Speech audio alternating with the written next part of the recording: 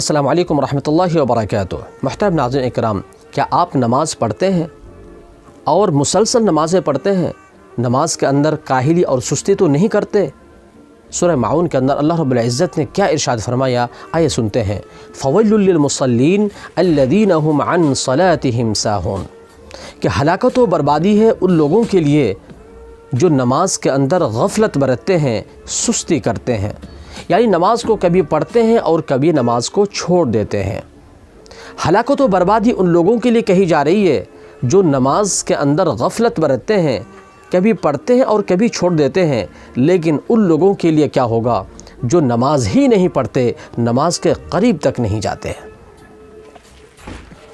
ایسے لوگوں کے بارے میں اللہ رب العزت نے سورہ مدثر آیت نمبر 40 سے لے کر کے 43 تک ارشاد فرمایا، فی جنات یتساءلون عن المجرمین ما سلککم فی سقر قالوا لم نک من المصلین، یعنی کل قیامت کے دن جنتی لوگ جہنمی لوگوں سے پوچھیں گے تمہیں جہنم میں کس چیز نے لایا ہے؟ تو جہنمی لوگ کہیں گے لم نک من المصلین، ہم لوگ نماز نہیں پڑھتے تھے۔ یعنی کل قیامت کے دن جہنمی لوگ اپنی زبان سے اس بات کا اقرار کریں گے کہ وہ لوگ نماز نہیں پڑھتے تھے، جس کے وجہ سے آج اسے جہنم کے اندر ڈالا گیا ہے۔ ہم میں سے بہت سارے لوگ سوچتے ہوں گے کہ ہم اسلام کے دوسرے ارکان تو مان رہے ہیں، صرف نماز ہی تو چھوڑ رہے ہیں، اس میں کون سی بڑی بات ہے؟ اللہ رب العزت نے فرمایا، اقیم الصلاۃ ان الصلاۃ تنہی عن الفحشاء والمنکر، کہ نماز کو قائم کرو، اس لیے کہ نماز انسان کو برائیوں اور بے حیائیوں سے روکتی ہے۔ آپ کا جواب آپ کو مل چکا ہوگا کہ اللہ رب العزت نے فرمایا کہ اگر آپ نماز نہیں پڑھتے ہیں تو آپ کے ذریعے سے بہت سارے برائی کے کام اور بہت سارے بے حیائی کے کام ہو رہے ہیں، چاہے آپ کو اندازہ اس بات کا ہو یا نہ ہو۔ یعنی اگر آپ نماز پڑھتے تو یہ نماز آپ کو بے حیائیوں اور برائیوں سے روک دیتی۔ آپ نماز نہیں پڑھتے ہیں، اس کا مطلب آپ سے یہ سارے کام ہو رہے ہیں۔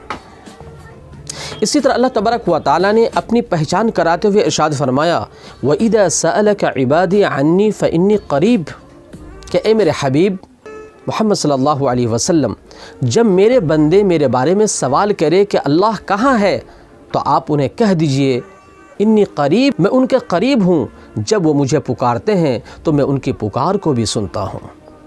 اللہ تبارک و تعالیٰ نے فرمایا کہ میں ان کے قریب ہوں، جب وہ مجھ سے مانگتے ہیں تو میں ان کے مانگ کو پوری کرتا ہوں، ان کی باتوں کو سنتا ہوں۔ لیکن اللہ تبارک و تعالیٰ سے مانگنا کیسے ہے؟ اللہ رب العزت نے ان سے مانگنے کے طریقوں کو بتاتے ہوئے ارشاد فرمایا، یا ایھا الذین آمنوا استعینوا بالصبر والصلاۃ، کہ اے ایمان والو مجھ سے مانگو، میں تمہیں عطا کروں گا، لیکن تم مانگو گے کیسے؟ استعینوا بالصبر والصلاۃ، صبر کے ساتھ اور نماز کے ساتھ۔ یعنی تمہیں اللہ تبارک و تعالیٰ سے ہر چیز مل سکتی ہے، لیکن اس کے لیے شرط ہے کہ تمہیں نماز پڑھنا پڑے گا۔ نماز کے ذریعے سے ہی تم اللہ تبارک و تعالیٰ سے مانگو گے تو اللہ تمہیں عطا کرے گا۔ یعنی اس کا مطلب یہ ہوا کہ اگر ہم اللہ تبارک و تعالیٰ سے کسی چیز کا طلبگار ہیں، اللہ سے کسی چیز کو مانگنا چاہتے ہیں، تو اس کے لیے ہمیں نمازی بننا ضروری ہے۔ بغیر نماز کے اللہ تبارک و تعالیٰ ہمیں اور آپ کو عطا بھی نہیں کرے گا۔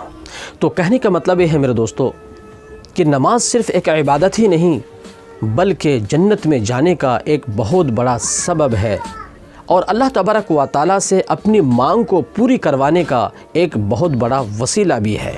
اس لیے ضرورت اس بات کی ہے کہ ہم نماز کی اہمیت کو سمجھیں اور اس کو بالکل ہلکے میں نہ لیں، اور نمازوں کی مکمل حفاظت کے ساتھ، پابندی کے ساتھ نماز کی ادائیگی کریں۔ اگر اس ویڈیو سے آپ کو کچھ سیکھنے کے لیے ملا ہے تو دوسرے کو شیئر کرنا بالکل نہ بھولیں، اور اس طرح کے ویڈیوز کے لیے ہمارے چینل کو سبسکرائب ضرور کریں۔ اللہ حافظ۔